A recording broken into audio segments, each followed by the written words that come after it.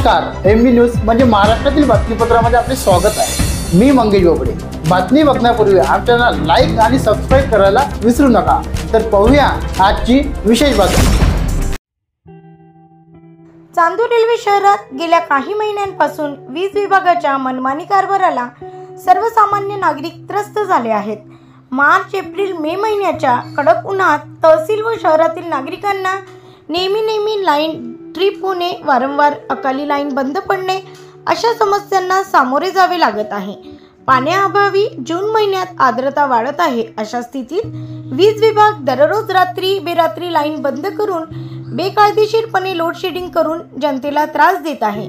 या समस्येबाबत भारतीय जनता पक्षाच्या कार्यकर्त्यांनी मंगळवारी महावितरण विभागाचे कार्यालय गाठून सर्वसामान्य नागरिकांना होत असलेल्या समस्येची माहिती देऊन लवकरात लवकर या समस्येवर तोडगा काढण्याकरिता निवेदन दिले। महावितरण विभागाच्या अशा विविध समस्येला कंटाळून भारतीय जनता पक्षाच्या कार्यकर्त्यांनी आज निवेदन देऊन विभागाला या समस्यांची माहिती दिली। निवेदन देतेवेळी बंडू भुते, बच्चू वानरे, अजय हजारे, सुषमा खंडार, नंदा वाधवानी, पप्पू भालेराव, रोशन खेरडे, विनोद सदापडे, गजानन ठाकरे, रुपेश मते, अक्षय गवकर, राहुल सोनवणे, किशोर भोयर, गजू विरकर आदी नागरिक उपस्थित होते। Bureau report, MB news, Chandur railway येथून आमचे विशेष प्रतिनिधी अतुल उज्जैनकर। आज भारतीय जनता पार्टी चांदूर रेल्वेच्या वतीने तुम्हाला निवेदन देण्यात आले विजेच्या समस्येबद्दल काय सांगाल? हो, आज भारतीय जनता पक्षाचे शिष्टमंडळ इथं आले होते उपविभागामध्ये। त्यांनी ज्या 2 दिवस इथं चांदूर रेल्वेमध्ये वीज पुरवठा खंडित झाला त्याबद्दल निवेदन दिले।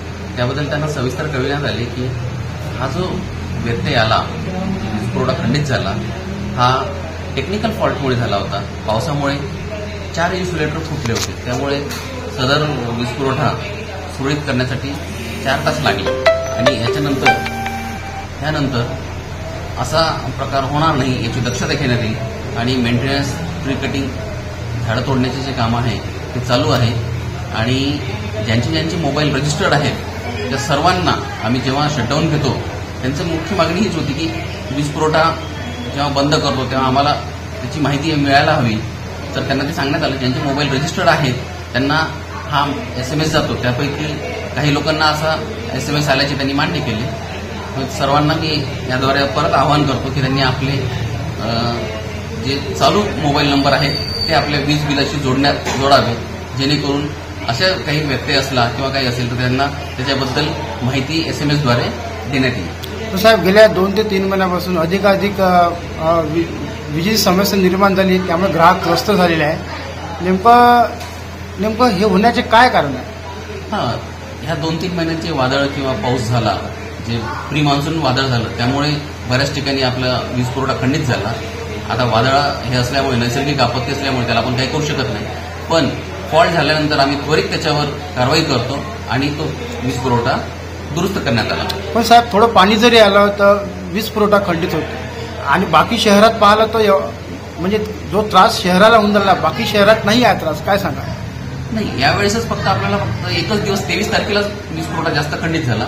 त्या व्यतिरिक्त आपला पावसातही वीज पुरवठा चालू होता, त्याच्याबद्दल हे नाही, कोणाची तक्रारही नाहीये। त्या दिवशी फक्त इन्सुलेटर 4 आपल्याला डॅमेज मिळाले, त्याच्यामुळे वीज पुरवठा खंडित झाला। हा तांत्रिक फॉल्ट होता, त्यामुळेच हा व्यत्यय आला। पण साहेब, ह्या समस्येसाठी तुम्ही म्हणजे अपडेट राहाल ना पुढे? येस, आम्ही अपडेट आहोत आणि राहत राहू। आज तुम्ही MSC वर धडकले होते, नेमकं काय सांगाल? आज भारतीय जनता पार्टी चांदूर रेल्वे शहरातर्फे आम्ही आज MSCB ऑफिसमध्ये निवेदन दिलेलं आहे। गेल्या 8 ते 15 दिवसापासून चांदूर रेल्वे शहरामध्ये विजेचा सतत लपंडाव चालू आहे, त्यामुळे चांदूर रेल्वेवासी हैराण आणि त्रस्त झालेले आहे। लाईन काही काळापुरती, अर्ध्या 1 तासापुरती गेली तर आम्ही समजू शकतो, परंतु आता जसं पाणी थोडं कमी आहे आणि लाईन बंद झाल्यानंतर एवढ्या गरमीचा उकळा होते की ते लहान मुलं सुद्धा सहन करू शकत नाही, दवाखान्यात असलेले पेशंट सुद्धा ते सहन करू शकत नाही आणि 4-4, 5-5 तास जर लाईन जात असेल तर हा एक प्रकारचा मनमानी कारभारच आहे। जर समजा एखादं कुठलंही काम प्रॉब्लेम आला करायचा असला तर 1 तास 2 तास जर लाईन बंद ठेवली तर समजू शकतो। दिनांक 23 तारखेला सकाळी 6 वाजता गेलेली लाईन डायरेक्ट 12:30 वाजता आली.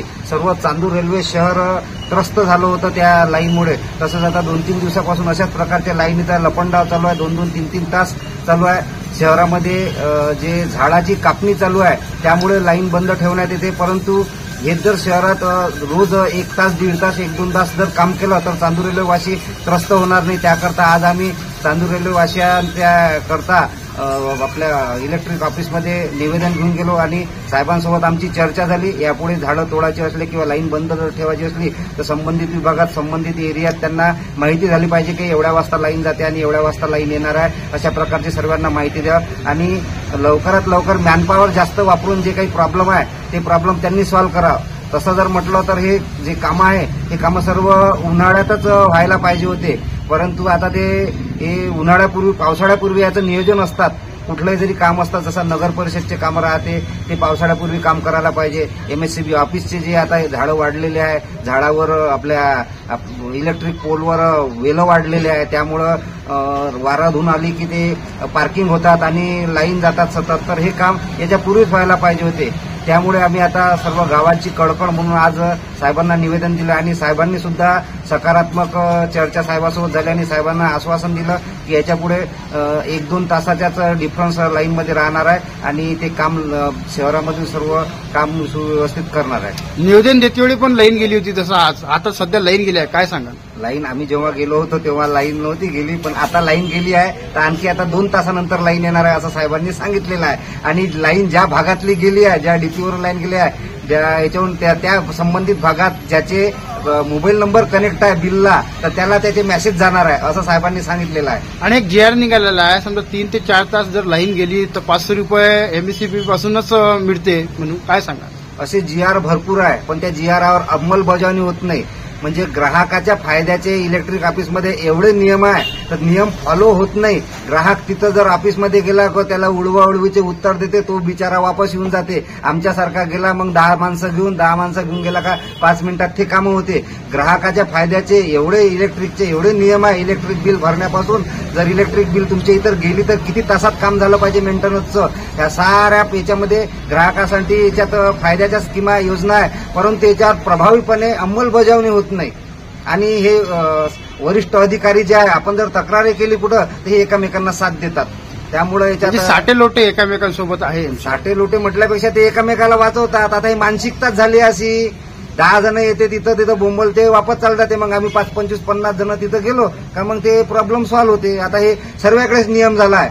मग ते आणीबाणीवर काम आल्यावर मग आमच्यावर केसेस लागल्या जाते. आम्ही जर जास्त दांगडव केला तर भरपूर केसेस आमच्या याच्यापूर्वी लागल्या. नगर परिषद पासून MSCB ऑफिसवर तेच धंदे करायचे काय? नाही, जनतेच्या प्रेमानं हात जोडून कोणते कामं करावं लागते. नाही, हे सर्व तुम्ही जनतेचे जनसेवक म्हणून काम करताय, काय सांगा? आता हे गावातला कुठलाही जरी प्रॉब्लेम असला, मी माझ्या स्तरावर सांगतो, मला कोणत्या एरियातून कुठूनही जरी फोन आला, इलेक्ट्रिकचा असो, अदर कोणताही प्रॉब्लेम असो गावातल्या नगर परिषद संबंधितला, तर तो मी 12 तास मी ते काम करण्याचा संकल्प गेल्या 20 वर्षापासून घेतलेला आहे आणि निरंतर माझं असंच ते कार्य चालू राहणार आहे.